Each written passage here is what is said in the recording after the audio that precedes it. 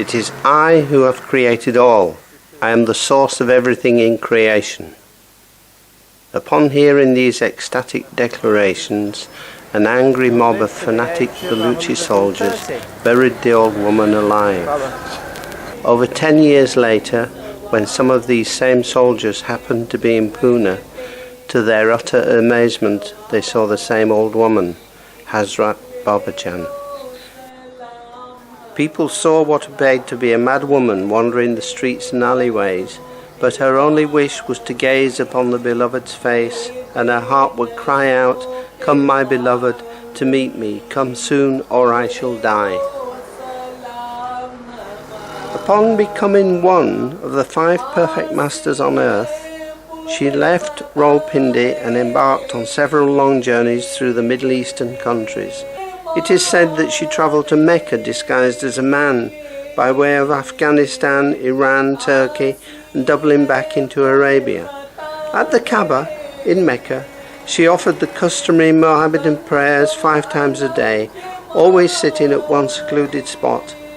Babajan remained seated under the neem tree. After months of exposure to nature's elements, she grudgingly allowed her devotees to build a shelter. Here she stayed throughout all seasons, alleviating humanity's suffering by allowing anyone to come to her. Babajan resided continuously on the streets of Pune for almost 26 years. In May 1913, her flame also kissed the light of the age, Merwan Sharia Irani, whom Babajan always called my beloved son. To unveil Merwan was her mission. It was for her beloved son that Babajan had travelled to Pune from the Punjab so many years before. Her seat under the neem tree was just a few streets away from his home. Often she would see him pass by, walking with his friends, but she waited many years before she embraced him. People would see her weeping, and when they inquired why, she would reply, "I weep out of love for my son." She would utter, "One day my son will come. He will come and shake the world." Tajuddin Baba. No one could understand him. No one had any idea who he really was. No one knew that Taj was the crown. Several British ladies were chatting, drinking their Friday afternoon tea at the country club, when suddenly they saw a naked Indian man walking across the tennis courts. Outraged by this shocking spectacle and thinking the fellow must be insane, they summoned the police, who arrested him. They then had him sentenced to be locked up in a lunatic asylum. This lunatic, however, was wonderfully strange and different. A crowd would gather outside the walls of the asylum were waiting his blessing. A separate entranceway was erected to the asylum just so people could see this lunatic. Why? Was he really mad, or were the people who committed him mad? Why would people seek the blessing of this particular madman? He was the Taj of India, the crown of Islam. He was the Tajuddin Baba, a Qutb, a pivot of the universe, an axis of cosmic forces. This perfect master opened his wine shop in a mental asylum, and the people who flocked to him became intoxicated and divinely mad. Tajuddin lived his final days at Raja Bhosal's Red House.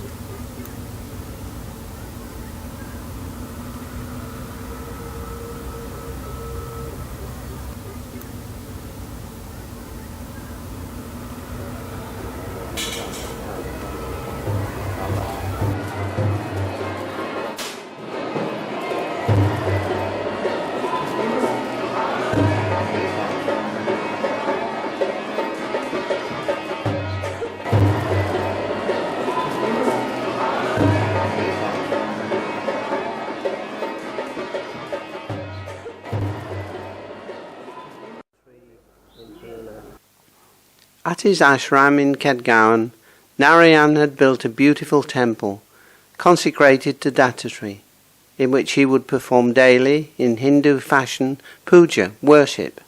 It is said that the god Dattatreya would appear physically every day in the temple when Narayan worshipped. The young Sadguru's fame spread. More and more people came for his spiritual guidance and blessing. Narayan would also sometimes worship Shiva, the first soul, the greatest of the yogis, and often wore the mark of Shiva. A perfect master is God in human form, an individual who has become God, and he is absolutely beyond all normal bounds. His every activity is outside the scope of one's human limited vision. In April 1915, while Narayan was holding darshan, suddenly a stream of light shone through the crowd, and a ragged young man appeared before him.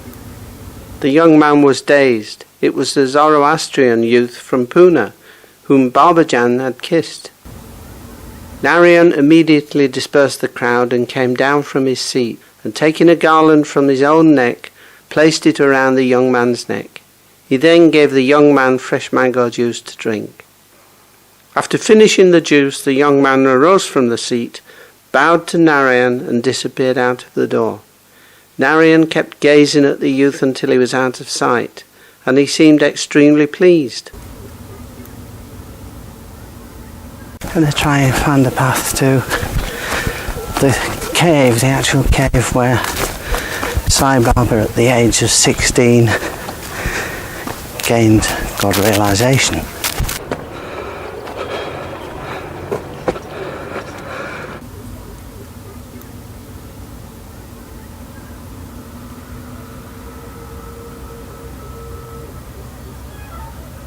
When Sai finally left the cave, he was emaciated, a living skeleton. Sai wandered back to Shirdi in 1858, and there he stayed.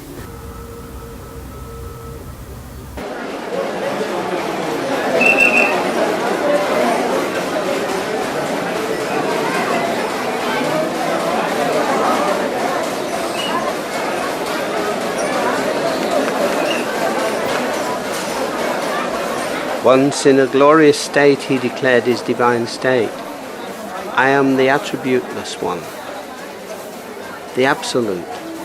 The universe is my abode. Brahma is my father, and Maya is my mother. By their interlocking, I got this body. Those who think I reside at Shirdi do not know the real Sai, for I am formless and everywhere.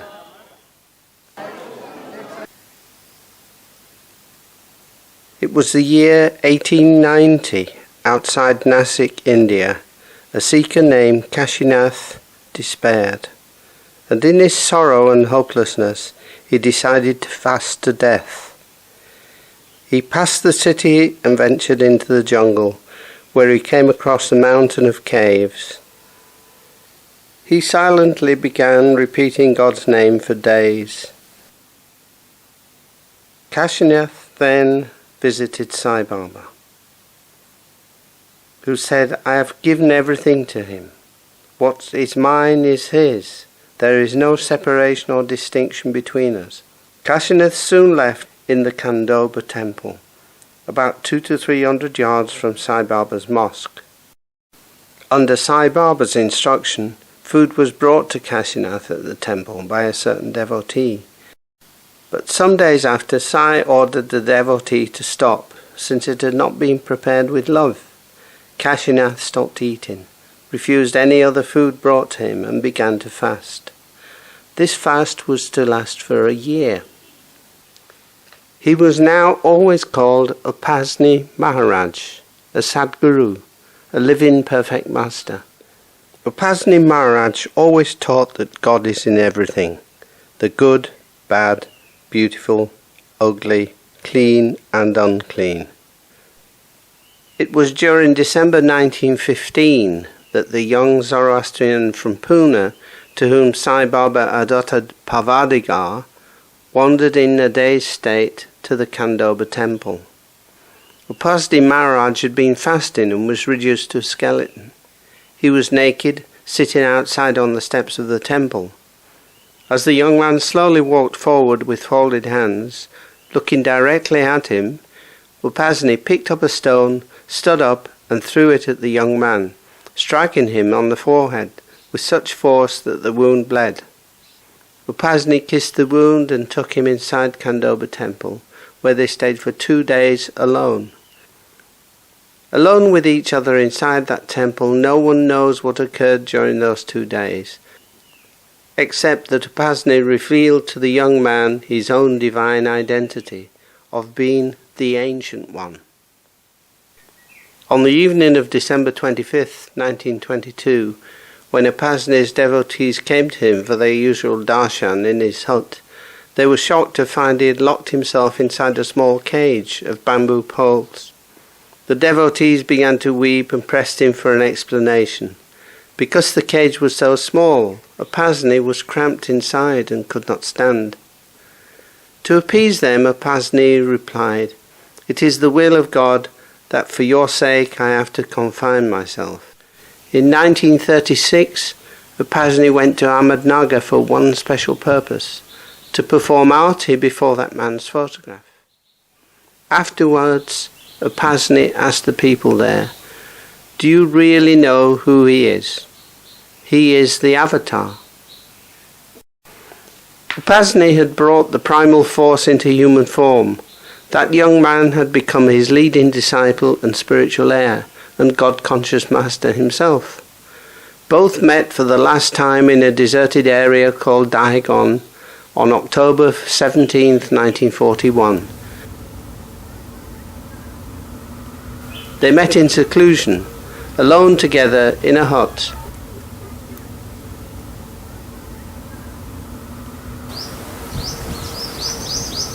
Narayan Baba and brought to full consciousness of his godhood by the 5 perfect masters.